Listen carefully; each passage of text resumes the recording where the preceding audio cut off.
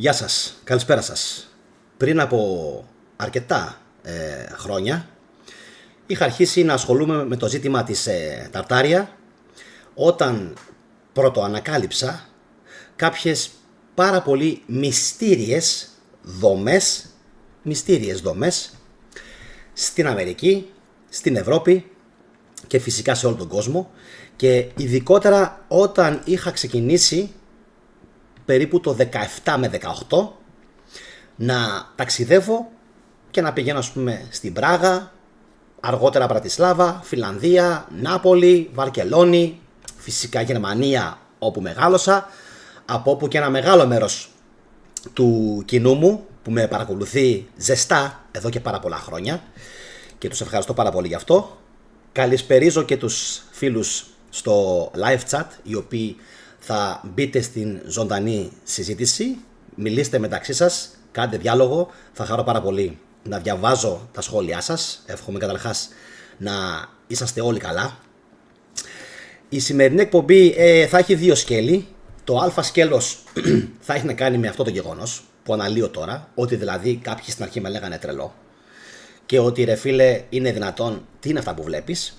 Και το δεύτερο σκέλος θα έχει να κάνει με μια ανακάλυψη την οποία έκανα πρόσφατα, η οποία θα έλεγα ότι με εντυπωσίασε σε πάρα πολύ μεγάλο βαθμό και θα ήθελα φυσικά να τη μοιραστώ με τους φίλους του καναλιού, και εσείς εννοείται, αν και εφόσον θέλετε, μπορείτε να τα μοιραστείτε όλα αυτά με τους δικούς σας ανθρώπους. Δυστυχώς δεν είναι το κίνημα αυτό με την ιστορία της Ταρτάρια τόσο τεράστιο ώστε να προκαλέσουμε έναν εθνικό έτσι αναβρασμό, ένα μπαμ τεράστιο και ο κόσμος να ξυπνήσει, να αφυπνιστεί και να πει ρε φίλε, αυτός εδώ άνθρωπος έχει εντοπίσει εδώ και πάρα πολλά χρόνια κάτι πραγματικά απίστευτο και εκπληκτικό. Γιατί κανείς δεν του δίνει σημασία? Με δίνουν σημασία αυτοί που με ξέρουν χρόνια και με δίνουν σημασία άνθρωποι οι οποίοι είναι της οικοδομής, άνθρωποι οι οποίοι είναι αρχιτέκτονες, άνθρωποι οι οποίοι είναι πολιτικοί μηχανικοί, άνθρωποι οι οποίοι είναι στον κλάδο, αν θέλετε, της οικιστικής επέκτασης και ανάπτυξης διαφόρων περιοχών, αλλά οι μόνοι που δεν μου δίνουν σημασία, και αυτό είναι άκρως εντυπωσιακό, είναι τα χαμηλά λαϊκά στρώματα και η λαϊκή βάση από τη μία, και από την άλλη οι πιο πλουσιότεροι, οι οποίοι ούτε καν τους ενδιαφέρει. Και θα μπω στο ψητό. Πριν από αρκετά χρόνια, έτσι, και όποιος δει την εκπομπή παρακαλώ ας μου απαντήσει, είχα θέσει ένα πάρα πολύ κομβικό ερώτημα, το οποίο μέχρι και σήμερα 2025, μήνες και χρόνια μετά, δεν μου το έχει απαντήσει κανείς όμως. Ποιο ήταν αυτό το ερώτημα? Το οποίο για μένα είναι άκρος κομβικό, έτσι. Γιατί επαναλαμβάνω, με λέγανε τρελό. Όταν στην Ελλάδα έχει σημασία αυτό, πρώτο ασχολήθηκα με το ζήτημα της Ταρτάρια και άρχισα να αναλύω κάποια θέματα, αρκετοί από τους YouTubers με τους οποίους είχα και κάποια επικοινωνία, τώρα πλέον δεν έχω, είτε άρχισαν να με κοιτάζουν παράξενα, είτε να μου στέλνουν παράξενα μηνύματα, είτε να αποξενώνονται, και κανείς δεν έδειχνε να είναι σε θέση να καταλάβει αυτό που είχα αντιληφθεί. Δηλαδή τι? Ότι τα κτίρια με τα οποία έφαγα κόλλημα ήταν κτίρια όχι απλά μόνο ομορφιάς ή ξέρω εγώ μιας προηγούμενης εποχής που ο κόσμος έχτιζε με πέτρα. Όχι. Τα κτίρια αυτά ήταν από μια ανώτερη πνευματικά εποχή. Ήταν από μια ανώτερη πνευματικά εποχή. Και αυτό αντανακλάται στην ομορφιά, στο κάλος, στην αρμονία, στην χωροθέτηση, στην ευθυγράμμιση που έχουν τα κτίρια αυτά μεταξύ τους. Αν πάτε στο Ελσίνκι ή στη Βουδαπέστη ή στην Πράγα, πραγματικά θα σοκαριστείτε. Και ναι, θα τρελαθείτε. Το έλεγα και χθες στον αδερφό μου. Αν πας Βουδαπέστη θα τρελαθείς αν δεις τι μυστικισμό έχει αυτή η πόλη, μυστικισμό, τι αρχαία Ελλάδα έχει αυτή η πόλη, έτσι, τι πνεύμα έχει αυτή η πόλη και τι αέρα έχει αυτή η πόλη. Στοιχεία που δείχνουν ότι κάτι πάρα πολύ χοντρό έχει παιχτεί τα προηγούμενα χρόνια στις πλάτες των ανθρώπων, στις πλάτες των λαών, που κάποιοι δεν θέλουν να το αποκαλύψουν. Εγώ το αποκάλυψα. Και μετά από μένα φυσικά σας προειδεάζω όλους και μάλιστα σας προκαλώ κιόλας. Σας προκαλώ. Δείτε πότε ανέβασα εγώ πρώτα βίντεο για την Ταρτάρια. Δείτε λίγο τις ημερομηνίες στο κανάλι και δείτε τις ημερομηνίες των υπολείπων YouTubers, οι οποίοι αγρόν αγόραζαν τα προηγούμενα χρόνια, ώσπου είδαν ότι το θέμα πουλάει και ώσπου είδαν ότι αυτά που λέει τελικά ο θετικός δεν είναι τόσο τρελά όσο φανταστήκαμε στην αρχή, και όντως έχει κάνει ο τύπος μια τρομερή ανακάλυψη, έτσι. Και σας είπα ότι έκανα και άλλες ανακαλύψεις, τις οποίες θα τις αναφέρουμε στο μέλλον σε άλλες εκπομπές. Γι' αυτό όσοι θέλετε κάντε εγγραφή στο κανάλι και χτυπήστε το καμπανάκι σας, ώστε ο αλγόριθμος να σας στέλνει τις ανάλογες ειδοποιήσεις. Πάμε τώρα στα βασικά. Πάμε. Πρώτον, ας πάμε λίγο πίσω στην εποχή του arcade. 80, να πω 75, 80, 85, 90, εκεί μέσα. Είναι η εποχή που κάνει έκρηξη, έτσι, η νέα τεχνολογία της Ιαπωνίας, η οποία εισαγάγεται με τρελούς, με σατανισμένους ρυθμούς στην Δύση. Ωραία μέχρι εδώ, πάρα πολύ ωραία. Και έχω να κάνω ένα ερώτημα, το οποίο, όπως σας είπα και πριν, δεν μπορεί να το απαντήσει κανένας σόφρον άνθρωπος στην Ελλάδα.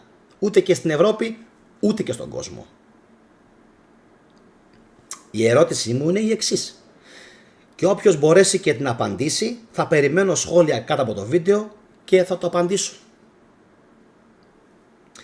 Η ερώτησή μου λοιπόν έχει ως εξής. Αυτή την εποχή που υπήρξε και μια έκρηξη τεχνολογίας, 70, 80, 90, μην πάμε πιο πίσω. Είχαμε ταλαιπωρηθεί με παγκοσμίους πολέμους και ούτω καθεξής. Πιο πολλά για τους παγκοσμίους σε λιγάκι. Πώς είναι δυνατόν κανένας να μην κοιτούσε τριγύρω του, π.χ. στη Νέα Υόρκη, στο Σικάγο, και να μην δει αυτά τα κτίρια στη Βουδαπέστη και να απορρίσει βλέποντας αυτά τα κτίρια το Ελσίνκι, τη Ρωσία, τη Γερμανία, τη Δρέσδη. Ακόμα και βομβαρδισμένη η Δρέσδη, ακόμα και βομβαρδισμένη, είχε κατάλοιπα αυτού του ανώτερου πολιτισμού. Και έχει ακόμα. Έχει ακόμα. Ολόκληρη η Γερμανία, Αυστρο-Ουγγαρία. Πώς είναι δυνατόν να μην τα παρατήρησε κανένας εκείνη την εποχή και να μην έγραψε γι' αυτά. Βίντεο δεν μπορούσες να κάνεις. Κατανοητό. Δεν υπήρχε τότε το TikTok, το Facebook, το Instagram, όλα αυτά. Δεν υπήρχε Viber να μοιραστείς γρήγορα ένα σύνδεσμο, να κάνεις μια κοινοποίηση, WhatsApp, όλα αυτά, Telegram. Δεν υπήρχαν όλα αυτά τότε.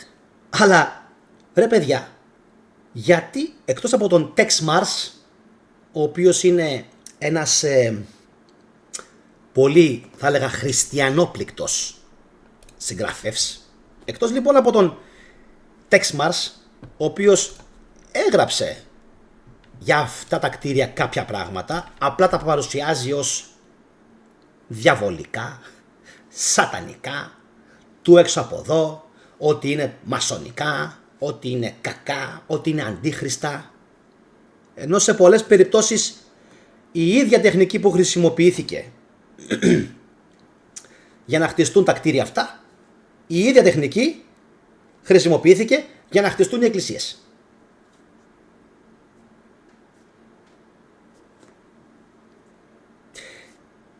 Πώς γίνεται αυτό? Στην ίδια πόλη, στο Ελσίνκι, Μπρατισλάβα, Πράγα, Βουδαπέστη, οι ίδιοι τεχνίτες, δηλαδή, που κατασκευάζουν τα λεγόμενα κτίρια της Ταρτάρια ή αν θέλετε τα μασονικά κτίρια της Ταρτάρια και το καθεξής. Οι ίδιοι άνθρωποι είναι αυτοί οι οποίοι χτίζουν κιόλας. Μην πάμε μακριά. Πάμε Κωνσταντινούπολη. Οι ίδιοι άνθρωποι που χτίζουν τις πολυτελέστατες αριστοκρατικές κατοικίες των Ελλήνων, οι ίδιοι άνθρωποι, τέκτονες γάρ, χτίζουν προφανώς και την μεγάλη του γενοσχολή που έχει πάνω και το σύμβολο των τεκτώνων, χάρακα και διαβήτη. Έτσι. Έχει και το όνομα του αρχιτέκτονος και προφανώς οι ίδιοι αυτοί οι άνθρωποι έχτιζαν και σπίτια. Δηλαδή, τι θέλει να μας τσαμπουνίσει η Εκκλησία? Τι θέλει να μας πει δηλαδή? Τι προσπαθεί ας πούμε και η Εκκλησία αλλά και ο Tex Mars να αποδείξουν? Ότι δηλαδή άλλοι χτίστες έχτιζαν, για παράδειγμα, τα παράμιλου κάλους κτίρια κορινθιακού τύπου στην Αμερική και άλλοι έχτιζαν τις εκκλησίες. Δίπλα-δίπλα. Δίπλα-δίπλα. Προσέξτε με. Δηλαδή σας εκλιπαρώ. Κάντε μια κοινοποίηση, ο κόσμος να τα ακούσει αυτά. Είμαστε λίγοι. Μετά από το μπανάρισμα είμαστε ακόμα πιο λίγοι. Έτσι, είμαστε 2-3 χιλιάδες πλέον. Δεν έχω πρόσβαση στο 95% του καναλιού μου, παιδιά.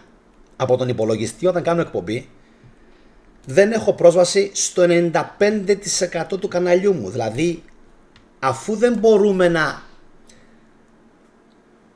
τα βγάλουμε πέρα με τον αλγόριθμο, πάτε πώς το κάνανε και παλιά οι άνθρωποι. Πόρτα-πόρτα. Μιλήστε με τον κόσμο. Ακούστε αυτό το βίντεο με προσοχή και μοιραστείτε με τους γείτονές σας, με τους φίλους σας αυτές τις απορίες. Είναι δυνατόν η Εκκλησία και ο Tex Mars δηλαδή να μας λένε ότι μασόνοι, σατανιστές, διαβολολάτρες έχτιζαν τα κτίρια τα κορινθιακού ιδωρικού τύπου στην Αμερική και λίγο πιο πέρα μερικά τετραγωνικά να έχει εκκλησίες, συναγωγές, εκκλησίες? Κάτι δεν κολλάει με όλη αυτή την ιστορία. Και το μόνο σίγουρο είναι ότι αν κάποιος είναι τρελός, σίγουρα δεν είμαι εγώ ο τρελός. Τρελό μπορεί να είναι το σύστημα. Έχετε ενστάσεις ότι το σύστημα μπορεί να είναι τρελό? Για ποιο λόγο γίνανε οι μεγάλες πυρκαγιές? Από το 1850, προσέξτε λίγο τώρα τι θα σας πω, από το 1850 μέχρι το 1890 που ακόμα δεν έχουν γίνει οι παγκόσμιοι πόλεμοι, αυτοί γίνονται αργότερα, 14-18 και 1939 και το καθεξής. Έχουμε όμως τα προήμια, την προετοιμασία του εδάφους, αν θέλετε, με καταστροφές και πυρκαγιές ολόκληρων πόλεων και συνοικιών πόλεων που δεν ξέρουμε ποιοι κατοικούσαν σε αυτές, τι ιδιότητα είχαν, τι επάγγελμα έκαναν, και όσοι θέλετε να κάνετε εγγραφή, κάντε. Θα αναλύσουμε στο επόμενο διάστημα τα γεγονότα του Chicago Fires τις φωτιές του Σικάγκο του 1871,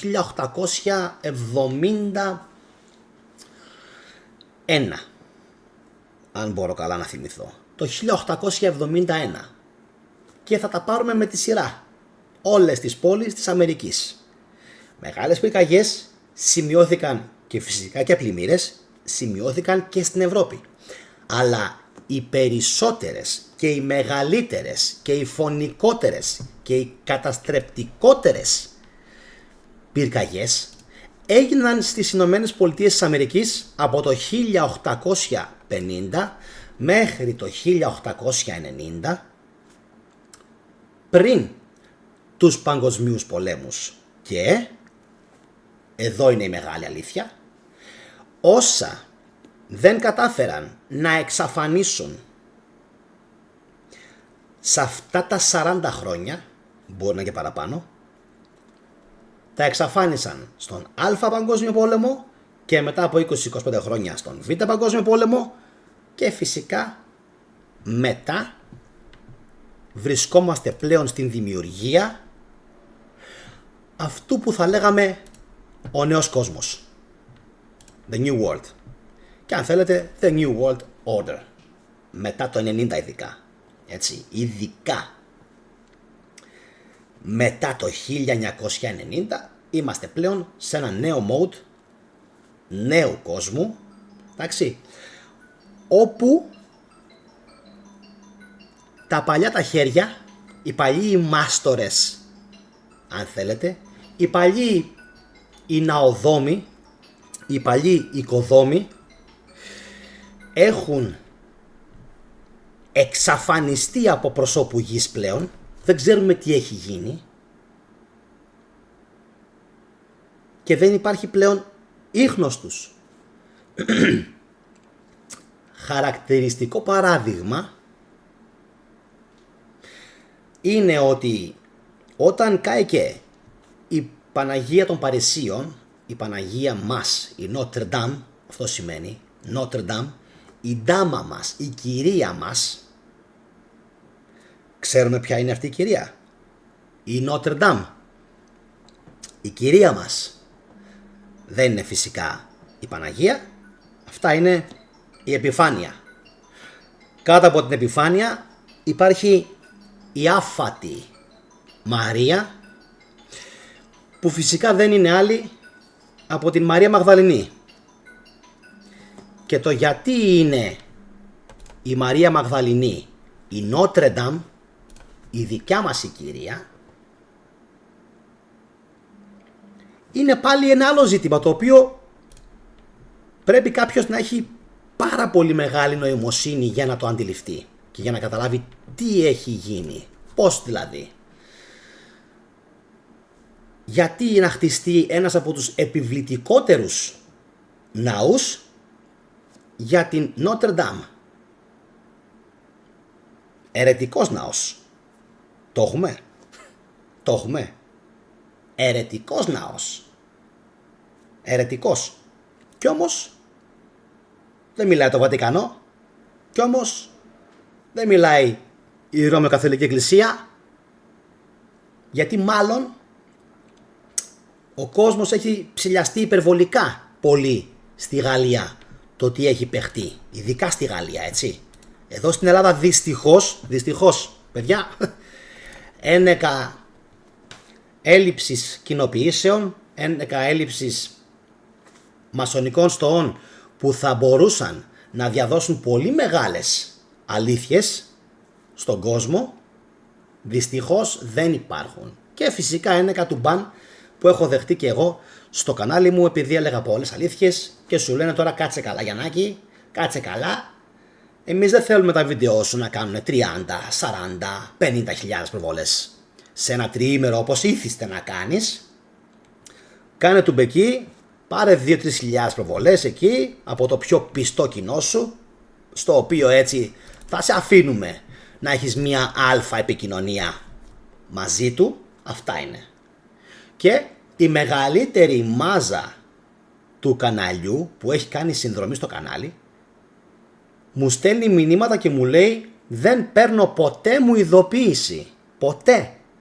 στο Facebook και παιδιά, sorry, αλλά τα έλεγα και προχθές στην εκπομπή, άμα δεν μπεις να τσεκάρεις κι εσύ, είναι και λίγο δικό σου το φταίξιμο.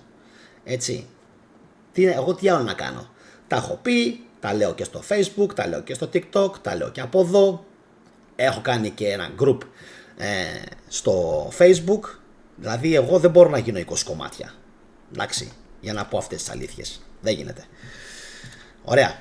Τώρα, πάμε στο δεύτερο.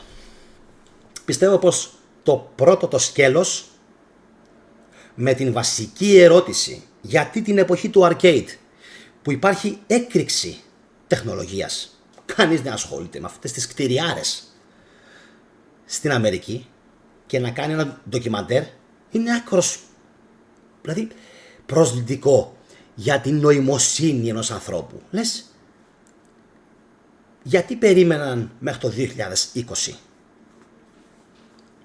που ξαφνικά έχουμε έκρηξη στο TikTok και σήμερα αν μπείτε, τώρα σας πω καλό, σήμερα αν μπείτε και δείτε κανάλια στο TikTok που μιλάνε για αυτά τα κτίρια, ένα έχω να σας πω. Ωραία και τα κτίρια της Ευρώπης, πάρα πολύ ωραία, αλλά όλα τα λεφτά και όλες οι αλήθειες είναι στην Αμερική.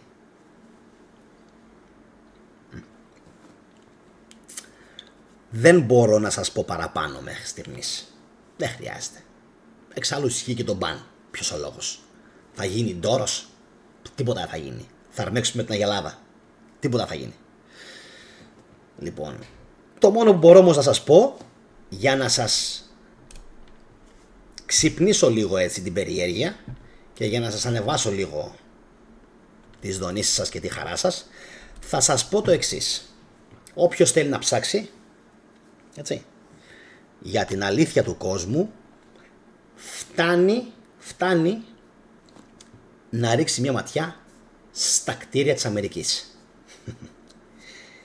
Και εκεί θα δείτε τόσα πολλά μυστήρια, απόκρυφα και παράξενα θέματα μυθολογικά που θα πείτε,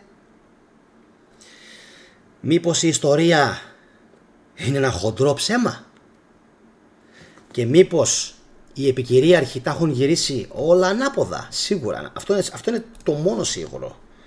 Είναι αυτό. Το μόνο σίγουρο είναι ότι έχουν γυρίσει πολλά πράγματα τούμπα, ούτως ώστε ο κόσμος να μην μπορέσει να τα πληροφορηθεί ή ακόμα και να τα αντιληφθεί. Προσέξτε, σας είπα πριν από λίγο ότι ο κόσμος, να πω από το 1900 μέχρι το 2000, ζούσε 100 χρόνια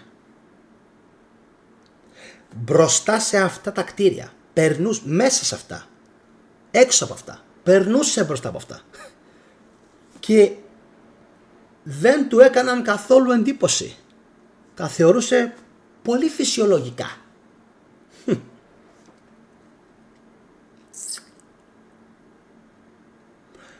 Γιατί? Υπάρχει απάντηση σε αυτό? Υπάρχει. Πώς εκπαιδεύτηκε το μάτι τους να τα θεωρεί φυσιολογικά? Ότι δεν ανήκουν σε κάποιον προηγούμενο, προγενέστερο, πιο προηγμένο πολιτισμό?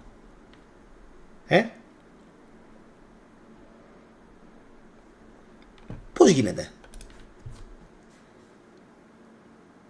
Και αυτό που με κάνει άπικη, θα το απαντήσω, άπικη, πήρανε μπόλικους απίκους οι οποίοι δεν ήξεραν τι εκπροσωπούν και αντιπροσωπεύουν αυτά τα κτίρια. Δεν ήξεραν. Τα βλέπαν και σου λέγανε ok, so what? Ok, so what σημαίνει εντάξει και τι έγινε? Εντάξει και τι έγινε? Έτσι. Θέλετε να σας το πω διαφορετικά? Να το πω διαφορετικά, θα με καταλάβετε. Φανταστείτε να σας δίνουν εσάς σήμερα το 2025 ένα iPhone του 2100. Έτσι, δεν μπορώ να φέρω πιο καλό παράδειγμα. Έτσι. Φανταστείτε λοιπόν, κυρίες και κύριοι, ότι σήμερα σας φέρνουν αντί για ένα iPhone, τώρα πόσο έχουμε φτάσει, 15 plus, 16, 17, πείτε ότι σας φέρνουν το iPhone 100 plus του 2100 και σας το δίνουν. Τι θα το κάνετε αν δεν ξέρετε να το χρησιμοποιήσετε?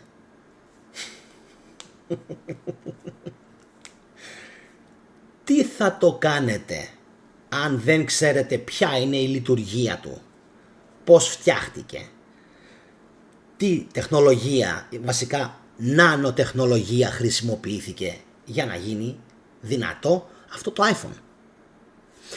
Κάτι ανάλογο έχει γίνει και με τα κτίρια της Ταρτάρια που ονομάζουμε. Κόσμος μεταφέρθηκε σε κάποια σημεία του πλανήτη, εντάξει, τα απίκησε, έζησε εκεί, τα παιδιά του γεννήθηκαν εκεί αργότερα και έφτασαν στο σημείο αυτά που βλέπανε, αυτά τα κτίρια, να τα θεωρούν κάτι το εντελώς φυσιολογικό. Έτσι. Αυτή είναι μία λύση στο ένιγμα του γιατί ο κόσμος δεν τα έδωσε σημασία. Και ο κόσμος, ακόμα και αυτοί που με βλέπουν τώρα, δεν αντιλαμβάνεται τη σπουδαιότητα, ξέρετε γιατί? Γιατί όλοι κυνηγάνε μόνο το χρήμα, όχι το πνεύμα. Γι' αυτό λίγοι άνθρωποι, 2, 3, 4 χιλιάδες είναι αυτοί οι οποίοι θα παρακολουθήσουν όλα μου τα βίντεο για την Ταρτάρια και θα πούνε ωραία φίλε, αυτός εδώ ο τύπος, έτσι, κάτι θέλει να μεταφέρει στον κόσμο, κάτι πολύ σοβαρό για να υπάρχει τόσο μεγάλη αιμονή. Εντάξει. Πάμε τώρα στο δεύτερο το σκέλος, αφού το πρώτο το απαντήσαμε αρκετά ουσιωδώς.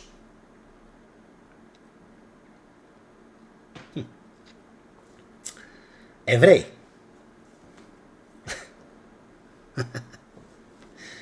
Εβραίοι. Υπάρχουν καλοί, υπάρχουν κακοί, υπάρχουν γιαλαντζοί Εβραίοι, υπάρχουν Εβραίοι που δεν είναι Εβραίοι, υπάρχουν Εβραίοι που είναι σιωνιστές, εν ολίγης υπάρχουν πολλές μερίδες Εβραίων. Πάμε λοιπόν στους Εβραίους, οι οποίοι Εβραίοι ήταν, είναι και θα είναι πάντα ένα μεγάλο και πολύ σημαντικό κεφάλαιο της ιστορίας γενικά του πλανήτη. Να πω παράλληλα και με καλησπέρα στους φίλους που συμμετέχουν ακόμα και είναι συνδεδεμένοι στο live chat, οι οποίοι από ό,τι βλέπω άναυδοι παρακολουθούν αυτή την εκπομπή και απλά γράφουν πολλά συγχαρητήρια και το καθεξής.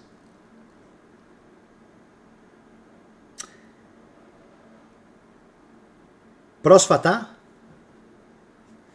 πάλι δεν μπορώ να πω πάρα πολλά, καθώς εξακολουθώ να βαστάω μικρό καλάθι, αλλά είμαι επί το έργον που λένε.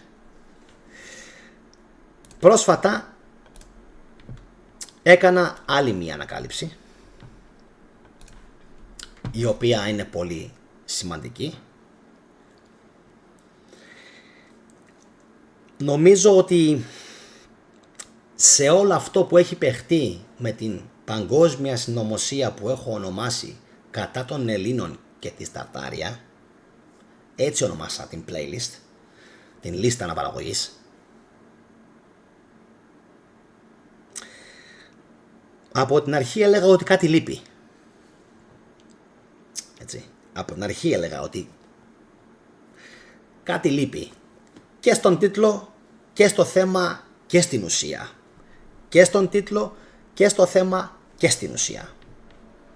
Ένιωθα ότι κάτι λείπει και ότι υπήρχε ένας συνδετικός κρίκος που αν δεν τον συμπεριλάβουμε στην εξίσωση της Ταρτάρια, δεν θα λυθεί ποτέ το ζήτημά της. Και προσέξτε με, δεν θα λυθεί ποτέ ούτως ή άλλως. Γιατί, θα μου πείτε, γιατί τα έχουν κάψει όλα. Εδώ και περίπου 150 με 200 χρόνια και είναι τα πάντα. Και είναι ανθρώπους, βιβλιοθήκες, και είναι σπίτια, και είναι κτίρια, και είναι ναούς, και είναι βιβλιοθήκες, και είναι αρχεία, και είναι τα πάντα. Έτσι. Αυτό λοιπόν που συμπέρανα και είναι πάρα πολύ σημαντικό είναι το εξής. Πιστεύω ότι μεγάλο μέρος αυτής της συνωμοσίας πλοκής δεν αφορά μόνο τους Έλληνες και τον ελληνικό πολιτισμό, κατ' επέκταση φυσικά τους Ελευσίνιους, οι οποίοι από ένα διάστημα και μετά επανέκαμψαν πάρα πολύ στον πλανήτη, οι Ελευσίνιοι, πάρα πολύ. Αφορά και τους Εβραίους. Εδώ είναι το ζητούμενο. Δεν αφορά μόνο τους Έλληνες, δεν αφορά μόνο τους Ελευσίνιους, δεν αφορά μόνο τα ελληνικά μυστήρια. Να το πω έτσι. Είμαι πλέον πεπισμένος 1000% ότι αφορά και τους Εβραίους, αφορά τους αποκρυφιστές Εβραίους και αφορά τους χτίστες Εβραίους και αφορά τους τέκτονες Εβραίους επίσης, με την καλή έννοια, γιατί υπάρχουν και οι άλλοι, και επίσης αφορά τους καμπαλιστές. Δηλαδή όλο αυτό το ζήτημα της Ταρτάρια δεν γίνεται να υπήρξε, να υπάρχει και να υπάρξει και στο μέλλον αν δεν συμπεριλάβουμε το εβραϊκό αποκρυφιστικό στοιχείο. Και τα στοιχεία που υπάρχουν γι' αυτό βγάζουν κυριολεκτικά μάτι. Έτσι. Τα στοιχεία που υπάρχουν γι' αυτό βγάζουν μάτι. Δεν γίνεται να μην το βλέπουνε. Δεν γίνεται να μην το βλέπουνε και οι καθηγητές με τους χοντρούς τους κόλους που κάθονται στις έδρες των πανεπιστημίων και διδάσκουν ιστορία, να τους πάρει και να τους σηκώσει. Και δεν αποκαλύπτουν, ίσως από φόβο οι άνθρωποι, αν τυχόν το έχουν ανακαλύψει και εντοπίσει, δεν αποκαλύπτουν στον κόσμο για ποιο λόγο, για παράδειγμα. Έτσι. Ο Μίστερ Αδόλφος, αυτός ο κύριος ο Καλούλης, ο χαρισματικός με το μουστάκι, χαρισματικός, ο καλός,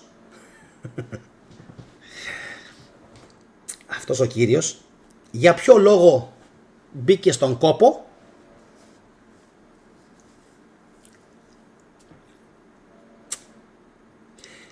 και εξόντωσε, προσέξτε λίγο το νούμερο, 120.000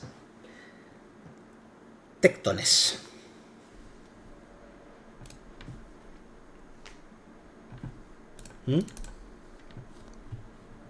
Yes. Εντυπωσιακό, Για ποιο λόγο λοιπόν μπήκε στον κόπο ο Αδόλφος, επαναλαμβάνω,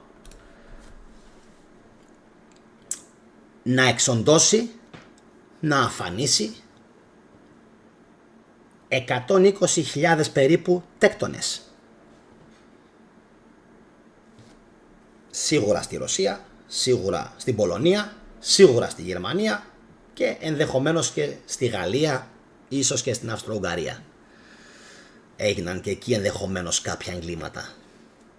Για το τελευταίο επιφυλάσσομαι. Εντάξει, Αυστρο-Ουγγαρία. Έτσι. Αλλά όταν μιλάμε για τα νούμερα τα τεράστια αυτά των Εβραίων, των οποίων οι ζωές αφαιρέθηκαν,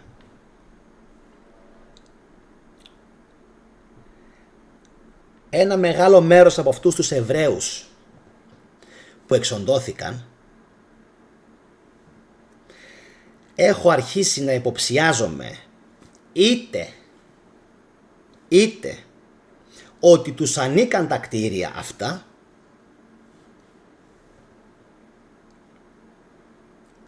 είτε ήταν άμεσοι χτίστες τους. Και φυσικά δεν μπορώ να ξέρω από αυτούς τους 110-120 τέκτονες πόσοι από αυτούς είχαν εβραϊκή καταγωγή, καθώς γνωρίζω ότι μεγάλο μερίδιο από αυτούς ήταν πολωνικής καταγωγής. Πολωνικής καταγωγής, και όλοι μας ξέρουμε και από το Παπανδρέικο και από το Μητσοτακέικο ότι αυτοί οι άνθρωποι, αν και δεν είναι χτίστες αυτοί, αλλά κατάγονται από την Πολωνία. Έτσι δεν λένε. Και μάλιστα το υποστηρίζουν και πολύ κριτικοί για το Μητσοτακέικο, ότι κατάγονται από την Πολωνία. Έτσι. Τι παίζει λοιπόν? Εγώ δεν λέω φυσικά ότι είναι χτίστες, έτσι, το σόι του κούλι, αλλά σίγουρα οι πρόγονοί τους μπορεί να ήταν δεινοί χτίστες, οικοδόμοι. Και θα δώσω έμφαση στο εξής απίστευτο, το οποίο το ανέφερα στην αρχή της εκπομπής, Βασίλη και λοιποί φίλοι που έχετε συνδεθεί αυτή τη στιγμή στην εκπομπή, καλησπέρα. Θα δώσω πολύ μεγάλη έμφαση σε αυτό που είπα στην αρχή του βίντεο. Δεν είναι δυνατόν να υπήρχε ιερά εξέταση και από τη μία οι τέκτονες να έχτιζαν εκκλησίες και από την άλλη να έχτιζαν αρχαιοελληνικούς ναούς. Στη Δύση. Στη Δύση όλα αυτά, παιδιά. Στη Δύση. Φίλοι μου. Στη Δύση. Εδώ η Ελλάδα δεν μπόρεσε δυστυχώς να γίνει κάτι παρόμοιο. Πήγε να γίνει στην Κωνσταντινούπολη, πήγε να γίνει στην Τουρκία, σε πολλά σημεία, αλλά δυστυχώς μας πρόλαβε ο πόλεμος. Δυστυχώς. Πήγε να γίνει. Κάτι πήγε να γίνει και στην Ελλάδα. Τσίλερ και συγκεκριμένες περιοχές της Αθήνας και κάποιες σκόρπιες της Ελλάδας.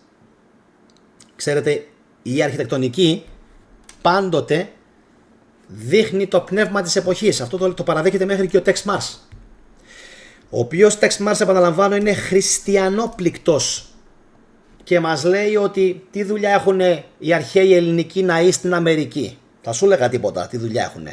Εσύ πρέπει να απαντήσεις τι δουλειά έχουν αρχαίοι ελληνικοί ναοί, που είναι πλέον τράπεζες, δημαρχία, μαζί με εκκλησίες απέναντι. Προσέξτε το αυτό. Απέναντι η μία από την άλλη. Μη μου πείτε ότι δεν υπάρχει εδώ κάποια πλεκτάνη και κάποιο είδος συνωμοσίας. Έτσι.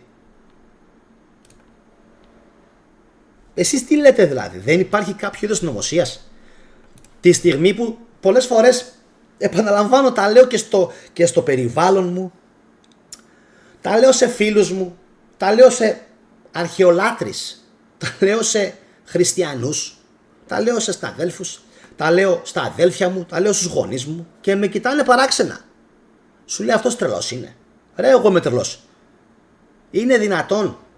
Δηλαδή η αλήθεια όταν είναι μπροστά στα μάτια σου, μπροστά σου, να μην τη βλέπεις, λες και σου έχουν φυτέψει κάτι στον εγκέφαλο που δεν σε αφήνει να παρακολουθήσεις και να δεις την αλήθεια. Έτσι.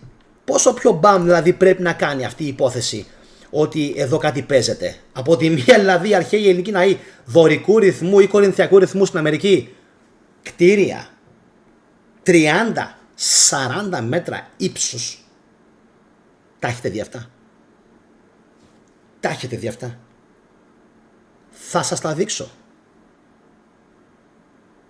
Κτίρια που είναι με αρχαίους ελληνικούς κύονες, όπως έχει εδώ στη Θεσσαλονίκη η Τράπεζα της Ελλάδος, νομίζω είναι, η Εθνική Τράπεζα της Ελλάδος. Ένα και μοναδικό είναι, τεράστιο. Τα υπόλοιπα είναι στο κέντρο, έχει άλλα πάλι, κοντά στο καπάνι. Πάλι εμπλέκονται Εβραίοι. Και σε αυτή την περίπτωση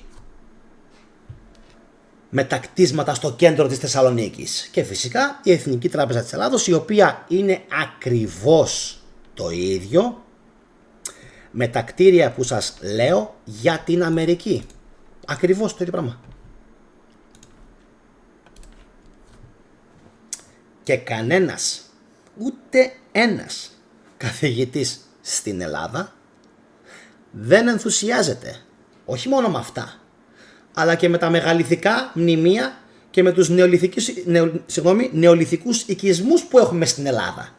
Ο μόνος άνθρωπος που έχω δει να εντυπωσιάζεται, έτσι, είναι ο Ιωάννης ο Παπαζήσης, ο οποίος και αυτός είναι, νομίζω, χριστιανός, αρκετά θα τον έλεγα χριστιανό, αν κρίνω από τα βιβλία του ανθρώπου, να είναι καλά φυσικά, έχει κάνει τρομερό έργο, το οποίο θα το παρουσιάσουμε και εδώ πέρα, έτσι.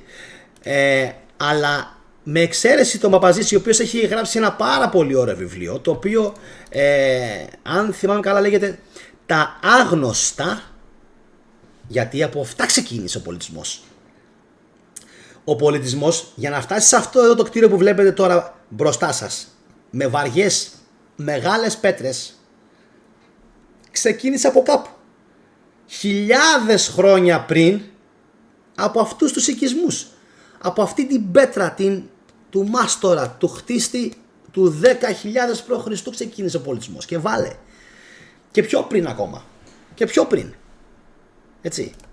Και αυτός λοιπόν ο άνθρωπος έχει γράψει αυτό το βιβλίο, τα άγνωστα μεγαλειθικά μνημεία της Ελλάδας και οι άγνωστοι νεολιθικοί οικισμοί. Και κανονικά θα έπρεπε κάθε νομός της Ελλάδας να έχει δικό του ξεχωριστό βιβλίο αφιερωμένο σε όλα αυτά. Γιατί είναι πάρα πολλά. Πάρα πολλά. Όλα αυτά. Έτσι. Τα κτίσματα, τα οποία πλέον τα βλέπουν οι σημερινοί Έλληνες με αλφαγιώτα, οι Έλληνες με αλφαγιώτα και ένα λάμδα, και τι λένε, σωρία από πέτρες είναι, αφού έτσι τους μάθανε να λένε οι παπάδες. Δεν μπορούν να καταλάβουν από πίσω ότι κρύβονται κοιτάξτε με λίγο, 3 μεγάλες τέχνες της αρχαιότητας, οι οποίες χαθήκανε πλέον. Προσέξτε με λίγο. 3. Μεταλλουργία, μεταφορά αυτών των ογκωδών αντικειμένων, λίθινων αντικειμένων στο σημείο, και φυσικά η δόμηση, το χτίσιμο. Έχουμε λοιπόν η οικοδόμηση, έχουμε λοιπόν 3 τέχνες, 3 τέχνες που συνδύαζαν αυτοί οι άνθρωποι, οι μάστορες, για να μας αφήσουν αυτά τα μεγαλειθικά μνημεία, και ενδεχομένως κάποιος που τα ξέρει και πιο καλά από μένα μπορεί να βρει και 4η και να βρει και 5η τέχνη. Εγώ δεν είμαι επιστήμονας. Είμαι ένας ερασιτέχνης, βιβλιοφάγος, YouTuber, ερασιτέχνης, βιβλιοφάγος της ιστορίας και της θρησκείας κυρίως, και πλέον και της αρχιτεκτονικής, έτσι όπως πάμε. Θα τα μάθουμε όλα σε λίγο καιρό. Λοιπόν, δεν είναι λοιπόν σωρία από πέτρες όλα αυτά. Έτσι. Δεν είναι όλα αυτά απλές πέτρες. Είναι τέχνη. Είναι γνώση. Είναι εφαρμοσμένη επιστήμη. Τέχνες. Γνώση. Εφαρμοσμένες επιστήμες. Από τους προγόνους μας. Από τους οποίους δυστυχώς μας έχουν αποκόψει. Οπότε αυτοί που με λέγανε τρελό, για να κλείσουμε και κάνοντας έναν πολύ όμορφο επίλογο, θα πρέπει να τους πω ότι δεν γίνεται να είναι τρελοί όλοι οι Αμερικανοί, οι οποίοι πλέον βγαίνουν με ένα κινητό στο χέρι και ανεβάζουν συνεχώς βίντεο από τα πιο όμορφα κτίρια της Αμερικής, τα οποία όλα δείχνουν ότι έχουν χτιστεί με αυτήν την απίστευτη και απαράμιλου κάλους μασονική πέτρα, όπως τη χαρακτηρίζω, που ζυγίζουν τόνους. Αυτές οι πέτρες, τόνους. Και ο θαυμασμός και το δέος που με πιάνει αφορά ότι χτίστηκαν πολλές φορές πριν το 1850, πριν το 1800, που υπήρχαν μόνο πλάτες, σκοινιά και άλογα και αξίνες. Έτσι. Δεν υπάρχει. Αυτό δεν είναι εφαρμοσμένη επιστήμη, αυτό δεν είναι τέχνη, αυτό δεν είναι γνώση, αυτό δεν είναι πολιτισμός ανώτερου επίπεδου. Να μπορείς δηλαδή με απλά μέσα ή με άγνωστα μέσα να δημιουργείς πράγματα που αφήνουν τους ανθρώπους που ζουν 200 χρόνια μετά από σένα με το στόμα ανοιχτό. Θετικός στη Βουδαπέστη, Είχα κάνει και βίντεο, το είχατε δει. Το βίντεο που έκανα 1 ώρα live με τα πόδια. 1 ώρα. Ήμουν σαν μικρό παιδί με το κινητό στο χέρι και με εκείνο το stick που, και σας έδειχνα 1 ώρα. Σας έδειχνα 1 ώρα. Σφίγγω την κοιλιά μου τώρα. 1 ώρα. Σας έδειχνα τι υπάρχει στη Βουδαπέστη. Τι υπάρχει. Και χτυπιόμουνα και έλεγα αυτά δεν γίνεται να τα κάνουν άνθρωποι του 1800 και του 1850 με πρωτόγωνα εργαλεία και μέσα εκείνης της εποχής. Δεν γίνεται, το αφήγημα αυτό δεν πουλάει. Έτσι. Και σας είπα, ζητήσατε ο κόσμος του καναλιού να μην σταματήσω να κάνω εκπομπές. Έτσι. Πάρα πολλοί κόσμος μου έστειλε και στο Facebook και εδώ να συνεχίσω να κάνω εκπομπές. Εγώ κράτησα την υπόσχεσή μου και δεν σταμάτησα. Μέσα στο καλοκαίρι και σήμερα ακόμα ανέβασα εκπομπές. Εσείς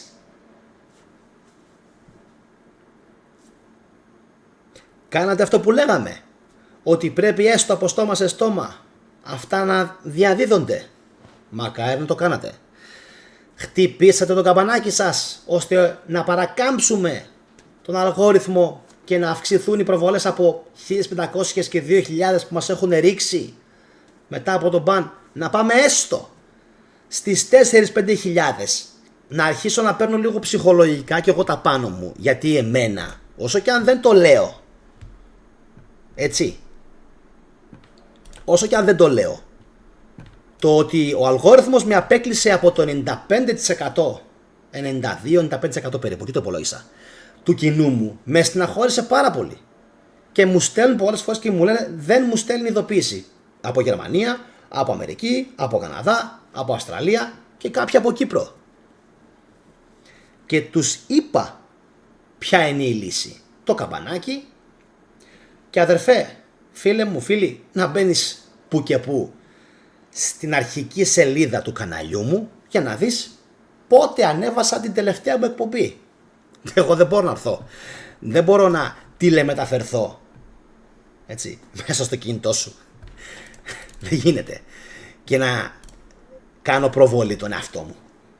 Αυτό που ήταν να κάνω, εγώ το έκανα. Λοιπόν, εύχομαι η εκπομπή να σας άρεσε. Αν σας άρεσε, αν σας έβαλε σε σκέψη και σας μοίρασε ξανά νέους ορίζοντες γνώσεων, κάντε like, το καμπανάκι σας να το χτυπήσετε. Μοιραστείτε αυτήν την εκπομπή αν θέλετε μέσω Messenger, WhatsApp ή Viber, τι άλλο σας βολεύει, Telegram, ό,τι είναι πιο εύκολο. Το κυριότερο, αν έχετε γνωστούς που είναι στον κλάδο της οικοδομής, είτε πολιτικοί μηχανικοί, είτε αρχιτέκτονες, δείξτε τους αυτό το βίντεο, γιατί εμένα μου έστειλε πολλά μηνύματα ένας οικοδόμος, του οποίου τα μηνύματα θα σας τα διαβάσω. Του το έχω υποσχεθεί. Που να πεθάνω, χτυπά ξύλο, του το έχω υποσχεθεί. Έτσι. Θα τα διαβάσω αυτά που μου έστειλε, γιατί επιβεβαιώνουν με τον πλέον καλύτερο τρόπο ότι αυτά που λέει ο θετικός δεν είναι τρελά. Ότι αυτά που λέει ο θετικός είναι 100% αληθινά και πέρα για πέρα αποδεδειγμένα. Αν ο άλλος δεν θέλει να τα κοιτάξει, να τα δει, τότε είναι σαν να λέμε αυτό που λέει και ο Ιησούς: έχουν μάτια και δεν βλέπουν, έχουν ότα, αυτιά και δεν ακούνε. Να λέμε τώρα. Καλό μεσημέρι σε όλους. Να είστε όλοι καλά. Αντιός. Γεια σας.